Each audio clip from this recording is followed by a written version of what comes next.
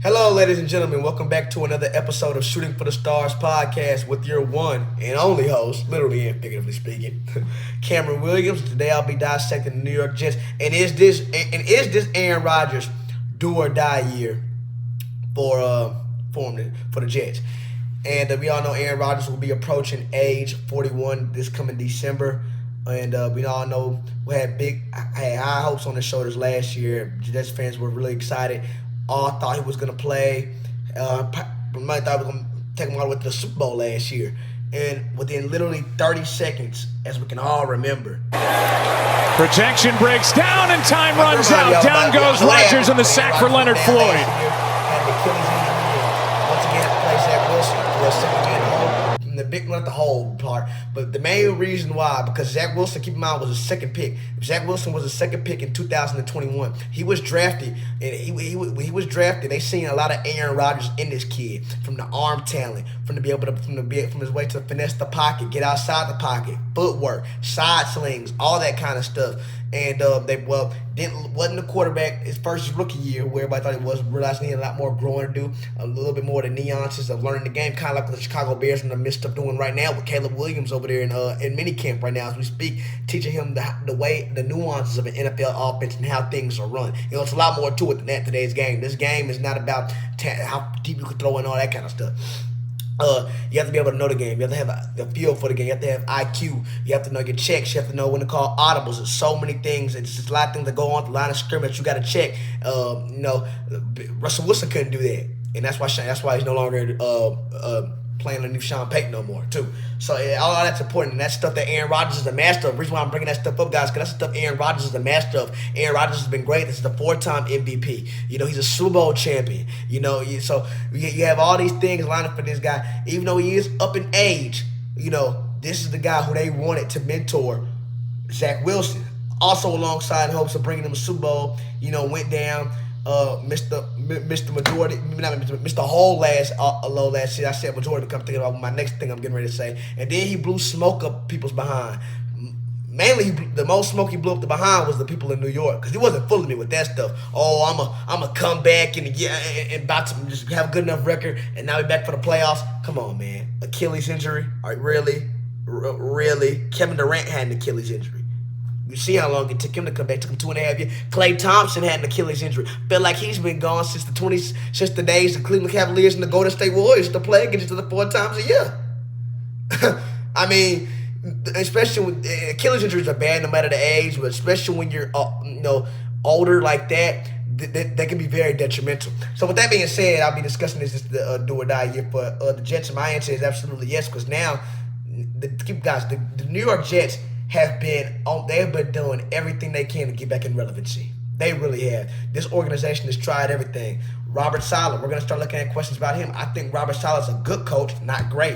We all know how I feel about Nathaniel Hackett. I think Breece Hall has the potential to be a good running back. But when I look at the Jets, the only stars I see on this team, it's not Aaron Rodgers. And I'm going to get on that later. It's not Aaron Rodgers. It's the first year 2 guys who won Rookie of the Year awards on their sides of the ball. Yes, I'm talking about former offensive Rookie of the Year Garrett Wilson, and I'm talking about former defensive Rookie of the Year Sauce Gardner. That's who I'm talking about. We don't know what Aaron Rodgers can do, y'all. It's been too long. He's much older. And I hate to say that because I consider myself part of the old folks too. But we cannot overlook the state of his injury. We just can't. We don't know what Aaron Rodgers will get, because let's go back to Aaron Rodgers last year in Green Bay in 2022. Let's go back to 2022 underneath Matt LaFleur and people underneath Matt LaFleur. Aaron Rodgers went 8-9 that season. Had a 26-12 touchdown to interception ratio, threw about 217.4 yards per game, and had a 91.1% passer rating, QBR rating. Not bad numbers, like I said about Russell Wilson in Pittsburgh in my previous video. Not bad numbers, but not great numbers. Not Hall of Fame quarterback numbers. Not a 4-time MVP numbers. Okay?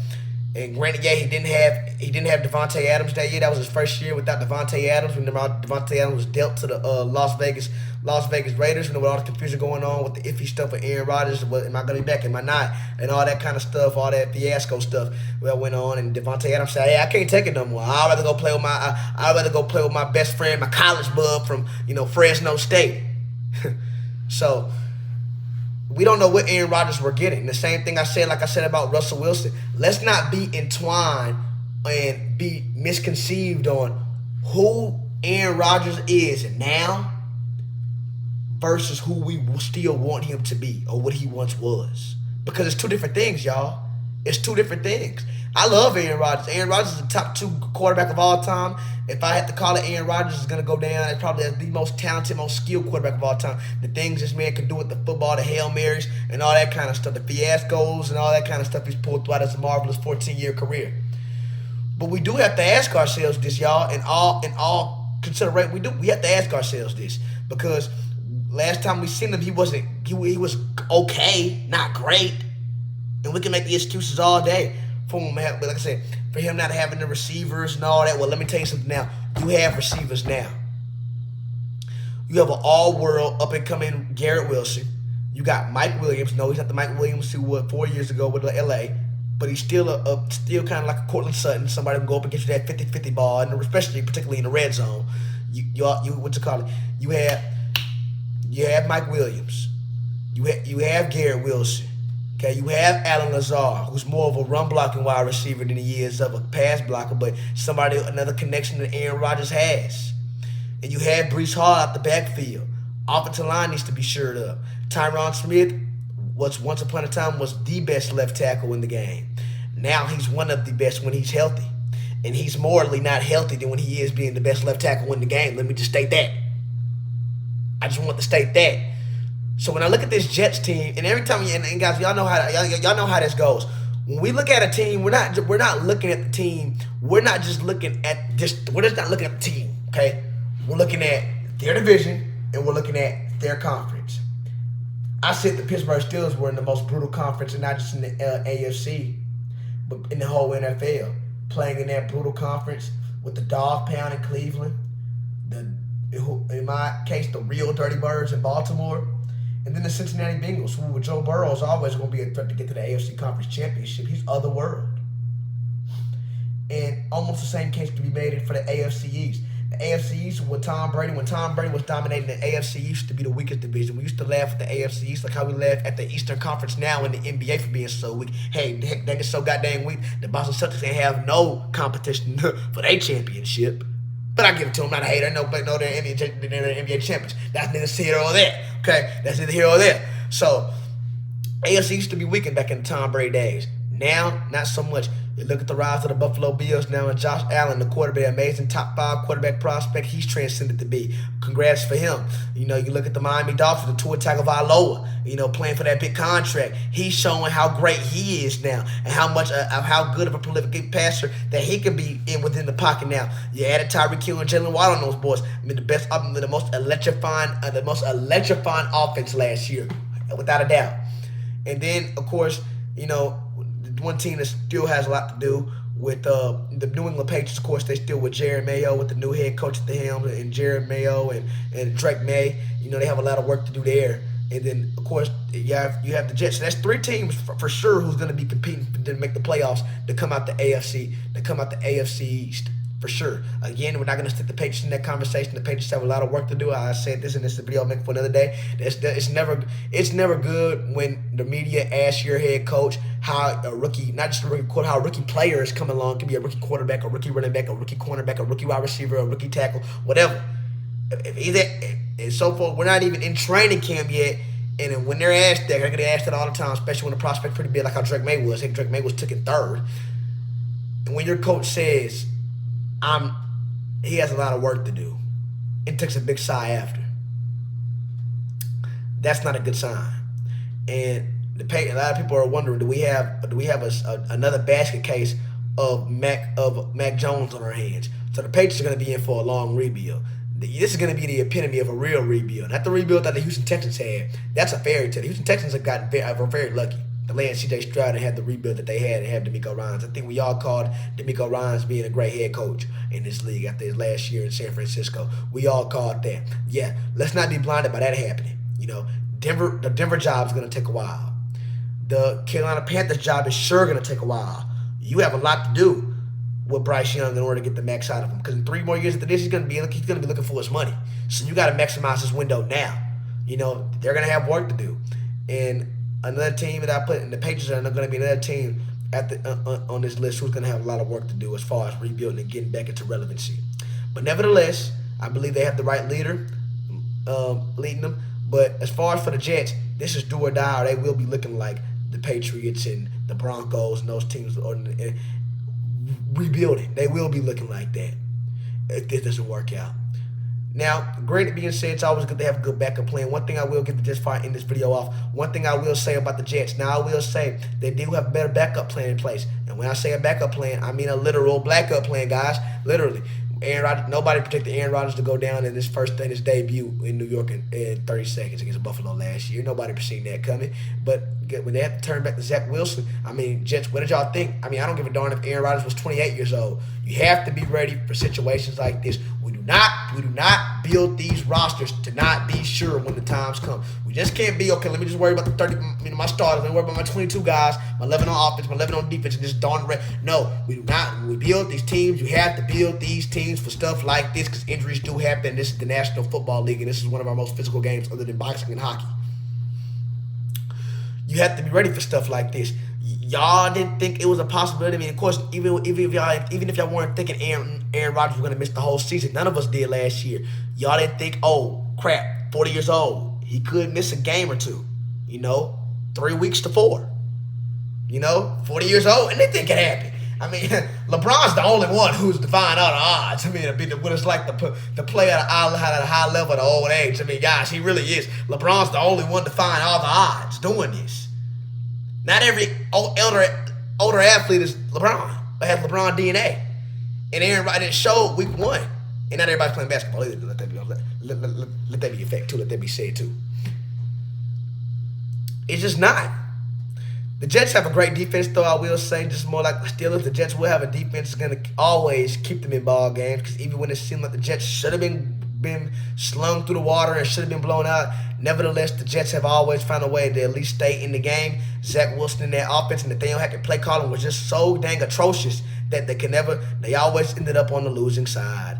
And for that, I want to bring up these stats. The Jets last year had a very impressive defense. The Jets were second against the pass and third on total yards allowed. That's highly impressive. When you got guys like Quentin Williams, C.J. Mosley, Sauce Gardner, first-time rookie of the year, DJ Reed on the other side, man, it's talent on that side of the ball. It's just can Aaron Rodgers deliver? We don't even need Aaron Rodgers to be the MVP. Aaron Rodgers, we don't need. If we can get Aaron Rodgers at 2015, man, that'd be good enough. Man, that's good enough.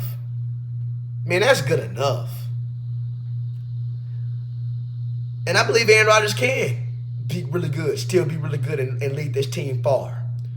We just have to scratch our head, guys, for injuries. Like I said, Nathaniel Hackett, it's not going to be because of Nathaniel Hackett. It's going to be strictly because of Aaron Rodgers. The defense is going to do its job. It's safe to say the defense is going to do its job. It's just, can the offense stay healthy, sustain injuries, and do their part? Can Aaron Rodgers still be the Aaron Rodgers? If he's the Aaron, and the stats I just mentioned at the beginning of the video, if he could be the Aaron, and I'm not even talking about the Aaron Rodgers in 2022, his last year in Green Bay. I'm not talking about the 26 to 12 touchdown to interception ratio Aaron Rodgers, the 234.9 passing yard per game Aaron Rodgers. If he could exceed that, oh yeah, they're going to the playoffs. Matter of fact, they're a lock. I told y'all in the beginning of my last video, I told y'all I have 4 AFC teams that are absolutely locks. And I mean locks. Pin to door lock, like locked, like that, to make the playoffs. That's the Chiefs, the Houston Texans, the Baltimore Ravens, and the Cincinnati Bengals. The other 3 teams are up for grabs. Because that's what our game's about. It's up for grabs. Miami's not a guarantee. Very good team, not a guarantee. Steelers not a guarantee. Heck, they're never a guarantee. Even though they've been having a winning record for the past 17 years in a straight, Still not a guarantee because the winning records haven't came from being 12-5 or 13-4. No, it came from being 9-8, 9-7, 10-7. The 6th seed, the 7 being the 6th seed, the 7th seed before the 7th seed was integrated. You know, it's things of that nature. So I'm gonna wrap it up with that, y'all. Do I think the Jets will make the playoffs? No, I don't. No, I don't. I think that'd be a big surprise, and I think Aaron Rodgers will call it a career after this. I hope I'm wrong. I hope I'm wrong because I'm rooting for the old folks. You know, we're starting to see it in our sports these days. You know, these young cats starting to put our old guys out, man. And I'm hating to watch it. I really do. I hate seeing it. I hate seeing it.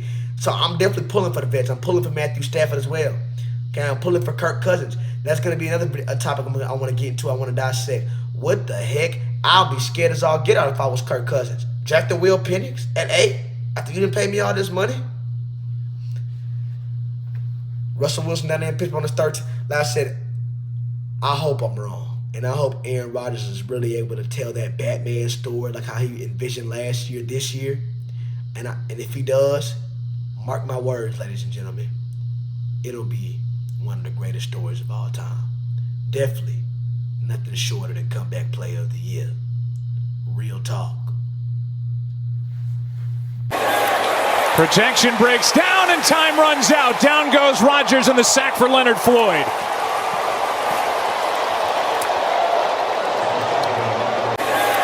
Protection breaks down and time runs out. Down goes Rodgers and the sack for Leonard Floyd.